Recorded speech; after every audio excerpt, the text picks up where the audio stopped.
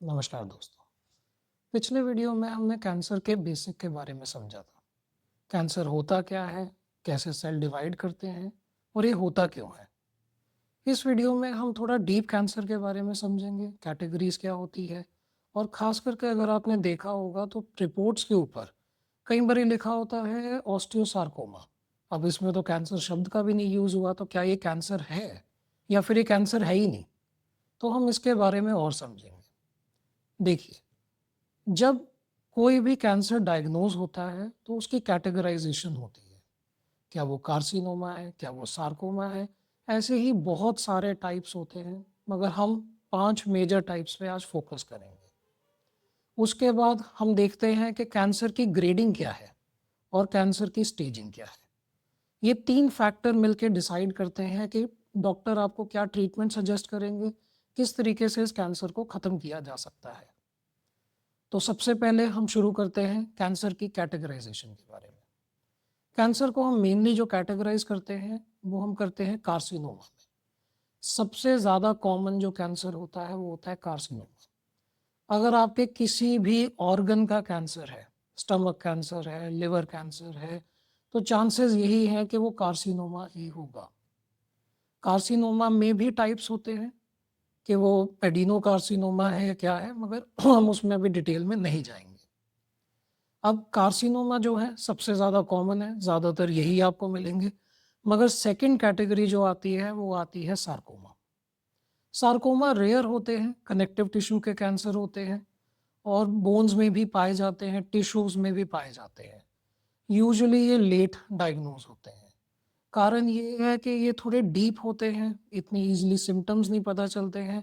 जब तक पता चलते हैं तब तक काफ़ी देरी हो चुकी होती है। इनको ट्रीट करना भी कंपैरेटिवली जो कार्सिनोमा है उससे थोड़ा कंपैरेटिवली मुश्किल होता है। फिर हमारे तीसरी टाइप आ जाती है लिकीमियास। अब लिकीमियास जो होते हैं वो ब्लड कैंसर होते हैं, लिक्विड कैंसर्स होते हैं। इसमें कोई गांठ नहीं होती, इसमें कोई ट्यूमर नहीं होता, इसमें कोई आपको साइज नहीं दिखेगा कि कैंसर का साइज कितना है, जैसे कि कार्सिनोमा में और सार्कोमा में था।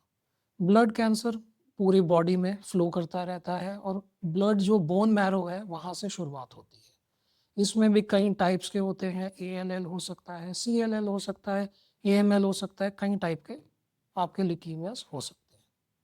इसके बाद हमारा मेजर टाइप आ जाती है लिम्फोमा।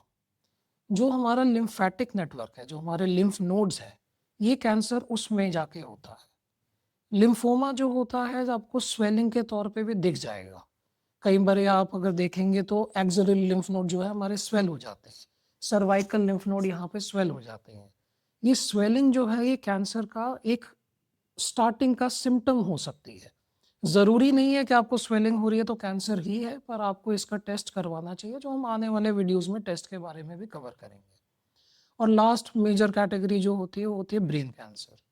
ब्रेन कैंसर थोड़ा डिफरेंट बिहेव करता है, कई बार अग्रेसिव भी होता है। अगर ग्रेड 4 का हो, अगर GBM हो जाए तो थोड़ा अग्रेसिव होता है, इसलिए इसकी अलग कैटेगरी कंसिडर करी जाती है। अब हमने कवर कर लिया कि करेक्टरिस्टिक के बेसिस पे कहाँ पे ओरिजिनेट हो रहा है, उसके बेसिस पे हमने देख लिया कि कैंसर की कैटेगराइजेशन हम कैसे करते हैं। अब सेकंड सबसे इम्पॉर्टेंट चीज़ आ जाती है इसमें ग्रेडिंग।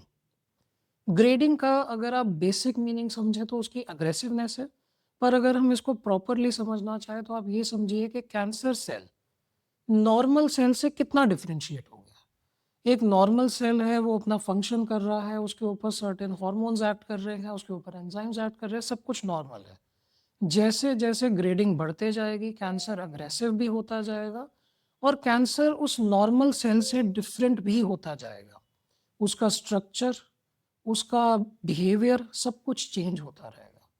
ग्रेड 0 के कैंसर ग्रेड 1 के कैंसर ट्रीट करना कंपैरेटिवली काफ़ी आसान रहते हैं। अगर कैंसर आपका ग्रेड 4 में पहुंच चुका है तो वो बहुत ही मुश्किल हो जाता है ट्रीट करने के लिए। अब इसके बाद सबसे कॉमन चीज़ आती है जो आपने रिपोर्ट्स में पढ़ी होगी, स्टेजिंग। स्टेजिंग में हमारे 2 टाइप्स मेजर आ जाते हैं। एक तो हम देखते हैं TNM स्टेजिंग क्या है। TNM स्टेजिंग जो होती है वो हमारी स्टैंड करती है ट्यूमर, लिम्फ नोड्स और मेटास्टेसिस पे। अगर हमारा T1 है, T2 है, T3 है तो वो इंडिकेट कर रहा है एक तो ट्यूमर कितना बड़ा है और कई बार इंडिकेट कर रहा है कि ट्यूमर कितनी जगह पे है, कितने ट्यूमर के स्पॉट्स बन चुके हैं। फिर आता है हमारा एन यानी कि लिम्फ नोड। अगर एन पॉजिटिव है, एन 1 है, तो इसका मतलब है लिम्फ नोड में भी कैंसर अब स्प्रेड हो चुका है। ये चीज़ों को थोड़ा और कॉम्प्लिकेट कर देगा। और तीसरी चीज़ आती है मेटास्टेसिस, एम। मेटास्टेसिस अगर कैंसर का हो चुका है यानी कि वो बॉडी में फैल चुका है, तो उसका ट्रीटमेंट कंपैरेटिवली मुश्किल हो जाता है और लाइफ एक्सपेक्टेंसी सडनली ड्रॉप हो जाती है। जहां हम देख रहे होते हैं कि इस इंसान की लाइफ एक्सपेक्टेंसी 10 साल है, 20 साल है, अगर मेटास्टेसिस हो जाए यूजुअली 2 साल, 3 साल, कई बार कुछ महीनों की भी लाइफ रह जाती है। वो डिपेंड करता है कि आपका कैंसर कहाँ का है, कहाँ पे मेटास्टेसिस हुआ और मेटास्टेसिस होने के बाद भी उसकी कितनी अग्रेसिवनेस है। तो ये हमारी मेजर मेजर कैटेगराइजेशन हो गई। अब हम एग्जांपल के तौर पे देखें कि किसी जगह पे लिखा हो स्टेज 4 एडिनोकार्सिनोमा ऑफ लंग, तो हमें इसमें पूरी इन्फॉर्मेशन मिल गई कि क्या हुआ है। हमें पता चल गया कि वो कार्सिनोमा है। हमें ये पता होना चाहिए नॉन स्मॉल सेल कार्सिनोमा है या एडिनोकार्सिनोमा है। हमें पता चल गया कि एडिनोकार्सिनोमा है। हमें ये पता चल गया स्टेज 4 है। स्टेज 4 होने का मतलब है कि वो इस टाइम पे फैल चुका है। हमें ये पता चल गया कि उसका ओरिजिन क्या था, लंग था। तो हमें ट्रीटमेंट प्लान एक बनाने में आसानी हो जाती है। इसके लिए हमें बहुत सारी डिफरेंट रिपोर्ट्स करवानी पड़ती है, जिसको हम आने वाले वीडियोस में कवर करेंगे कि बायोप्सी क्या होती है, क्या बायोप्सी करने से कैंसर फैलता है, क्या हमें पेट सीटी स्कैन करवाना चाहिए, नॉर्मल सीटी स्कैन करवाना चाहिए, ये हम नेक्स्ट वीडियोस में कवर करेंगे। अभी के लिए हमारा ये समझना ज़रूरी था कि कैंसर होता क्या है, उसकी कैटेगराइजेशन कैसे करते हैं और उसको हम रिपोर्ट्स में समझे कैसे, ताकि हमारे लिए डॉक्टर को भी समझाना आसान हो और डॉक्टर किस तरीके से उस ट्रीटमेंट को प्लान करते हैं। अभी के लिए इतना ही।